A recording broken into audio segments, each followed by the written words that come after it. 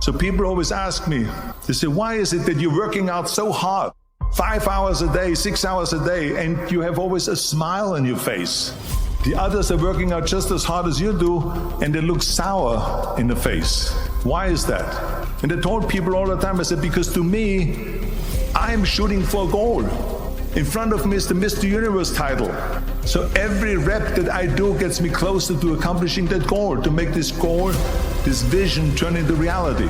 So I couldn't wait to do another 500-pound squat. I couldn't wait to do another 500-pound bench press. I couldn't wait to do another 2,000 reps of sit-ups. I couldn't wait for the next exercise. If you don't have a vision of where you go, and if you don't have a goal where you go, you drift around and you never end up anywhere. My whole life, I had this unusual talent that I could see things very clearly in front of me. If I can see it, then it must be achievable. The first rule of success is to have a vision. It's like you can have the best ship in the world, you can have the best airplane in the world. If the pilot or the captain doesn't know where to go, it will just drift around. It will not end up anywhere, or most likely in the wrong place. So I was very fortunate that I stumbled onto my vision. I felt that I was born for something special, for something unique, for something big. This is the blueprint for my life. This is exactly what I want to do. I want to become a bodybuilding champion. I want to get into movies, and I want to make millions of dollars and be rich and famous. Do you know how great it felt that I knew where I was going? Imagine the majority of people don't know where they're going. I knew where I was going, that I'm going to become this bodybuilding champion. So it was just a question of how do you do it? I was so relieved, because when you have a goal, when you have a vision, everything becomes easy. I felt so blessed that I knew what I was doing. It's like a medical student that studies and knows he wants to become a doctor. You know where to go. So I knew where to go. So people always ask me, when they saw me in the gym in the pumping iron days, they say, why is it that you're working out so hard? 5 hours a day, 6 hours a day, and you have always a smile on your face. The others are working out just as hard as you do, and they look sour in the face. Why is that? And I told people all the time, I said, because to me, I'm shooting for a goal. In front of Mr. Universe title. So every rep that I do gets me closer to accomplishing that goal, to make this goal, this vision turn into reality. Every single set that I do, every repetition, every weight that I lift will get me a step closer to turn this goal into reality. So I couldn't wait to do another 500-pound squat. I couldn't wait to do another 500-pound bench press. I couldn't wait to do another 2,000 reps of sit-ups. I couldn't wait for the next exercise. I felt so great knowing where I was going, and I tell you, it worked. I mean, think about it. And I was just not visualizing just my exercise, but I was really lifting the trophy over my head. That's what I was thinking about. And at the age of 20, I went to London and I won the Mr. Universe contest as the youngest Mr. Universe ever. And it was because I had a goal. And this is no different than anything else, what I'm talking about. This is not just about bodybuilding. It was the same in acting. I remember when I was doing Conan the Barbarian. I was crawling on the rocks with a sword in my arm, crawling on all four. So after 10 takes, my elbows were bleeding and my knees were bleeding. And the director came to me and he said, Arnold, I'm so sorry that you have to go through this, but we need one more take. A close-up of you crawling with the sword towards the camera. Can you handle one more take?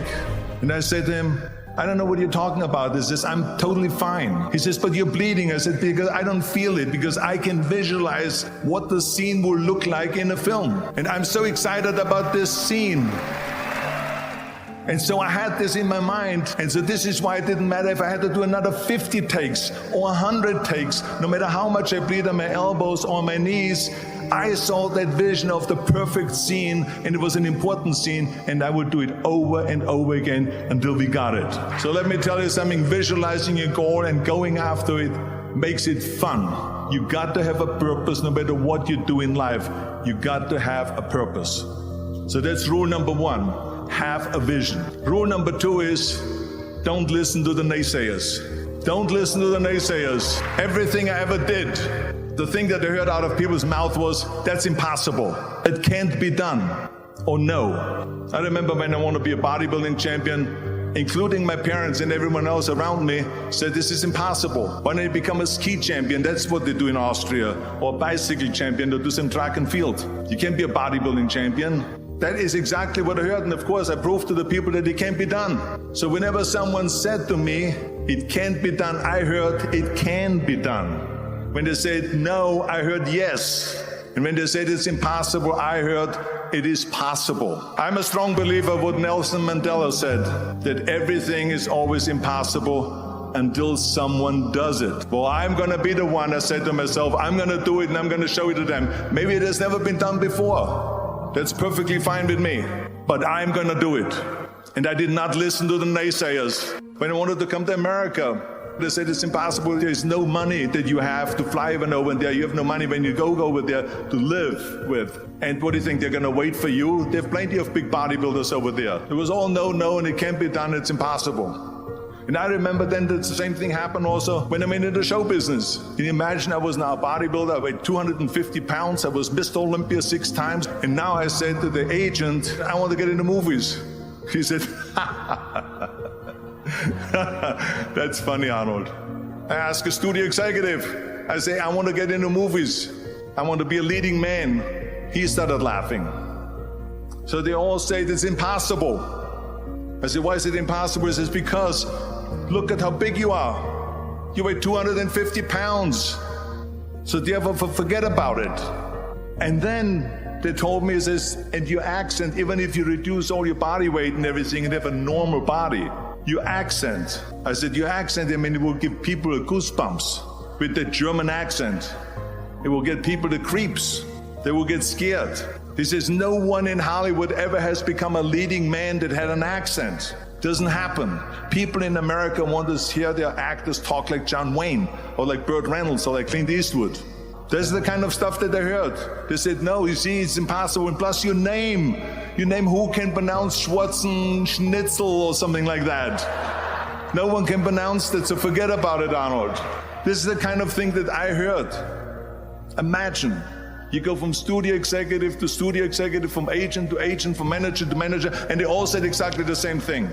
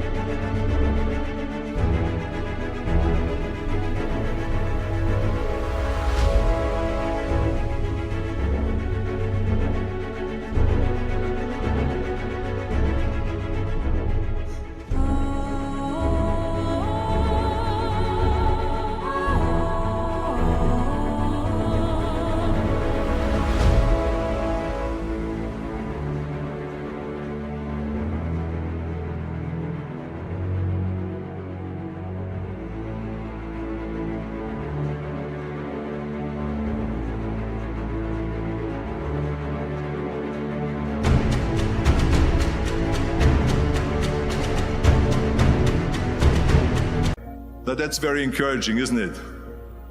But you know something? I didn't give a shit. I didn't. Because I believed that I can be a leading man. I believed that I could be another Clint Eastwood or another Burt Reynolds. I believed that I could be those people. I said, there's enough room on that ladder that I can fit up there. And I looked back again and learned from what I learned in sports. In my case, in bodybuilding. It's all about the hard work that you put in. I said to myself, in bodybuilding, I worked out 5-6 hours a day. I'm going to do the same thing now for acting. And of course, I went to college to study English. I studied voice, accent removal, acting classes, and all of this stuff.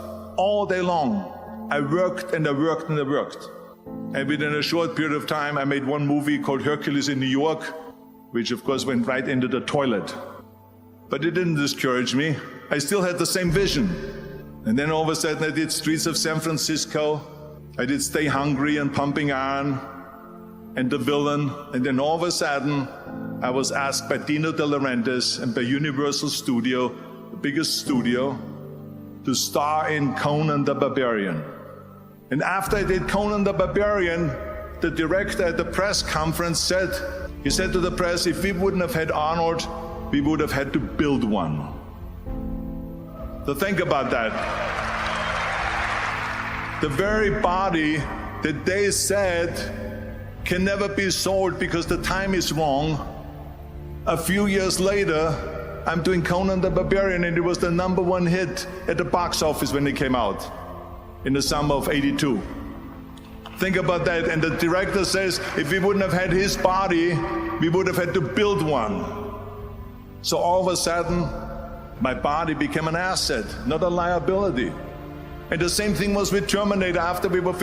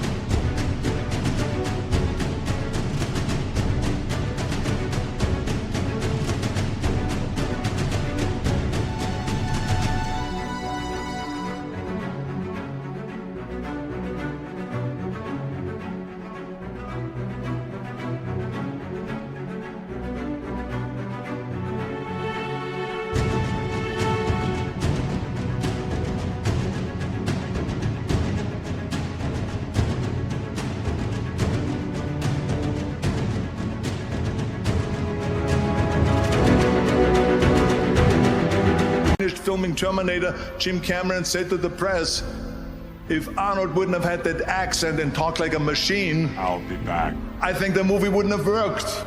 So think about that. The body and the accent that they attacked was an asset. But I didn't listen to those losers. I didn't listen to them at all, because that's exactly the way it was in politics again, when everyone said no, no, no, and it can't be done. And then became governor of California, and this is with everything like that. This is just the reality of it, is that you cannot listen to the naysayers. So this is a very important lesson for all of you. So when someone says, no, this is a stupid idea, you in your mind, you don't have to say it, but in your mind just say to yourself, fuck you, you're an asshole.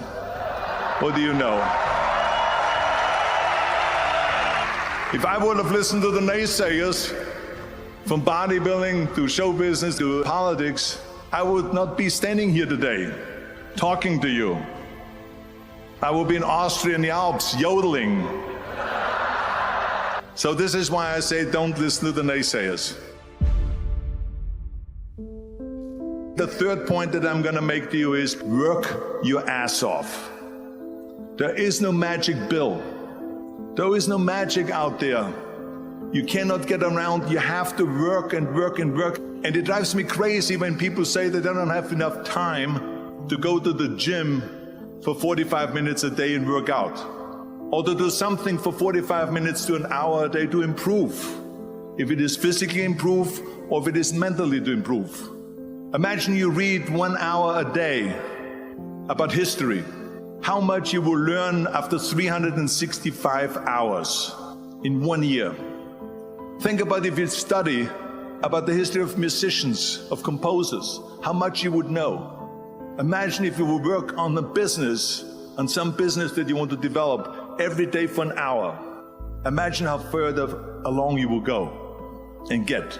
So it drives me nuts, because when people say we don't have the time, we have 24 hours a day. We sleep 6 hours a day, so that gives you still 18 hours. Now there's someone shaking their head out here in front. They say probably, I don't sleep 6 hours, I sleep 8 hours, right? Or just sleep faster. So we have 18 hours a day. The average person works around 8 to 10 hours. So let's assume it's 10 hours, so we have 8 hours left. Then you travel around an hour a day, maybe 2 hours a day. So now you have still 6 hours left. So what do you do with these 6 hours? What do you do with these 6 hours? Then we eat a little bit, then we schmooze a little bit, talk a little bit to people and all that stuff.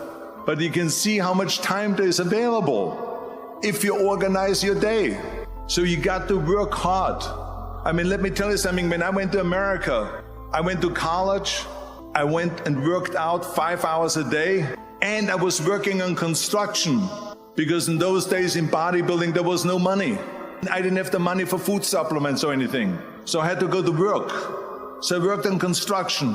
I went to college, I worked out in the gym, and at night from 8 o'clock at night to 12 midnight, I went to acting class 4 times a week. So I did all of that. There was not one single minute that I wasted. And this is why I'm standing here today. I became very friendly with Muhammad Ali in the 70s.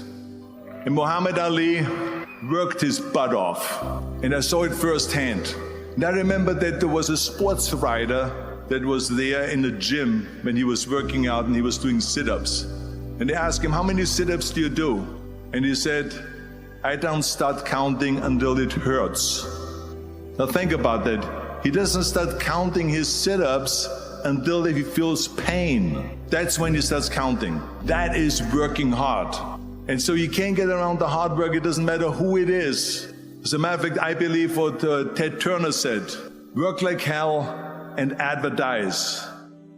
You get it? Work like hell, go to bed, and early to rise, work like hell and advertise. So you work your ass off, and then you let the world know about your work. That's what it is all about. Let people know. If you have a company, if you have a movie, if you do a sports, work your ass off, but then advertise and let everyone know. So this is what it's all about. So anyway, so those are the 3 main rules. Work your ass off. Do it. Do it now.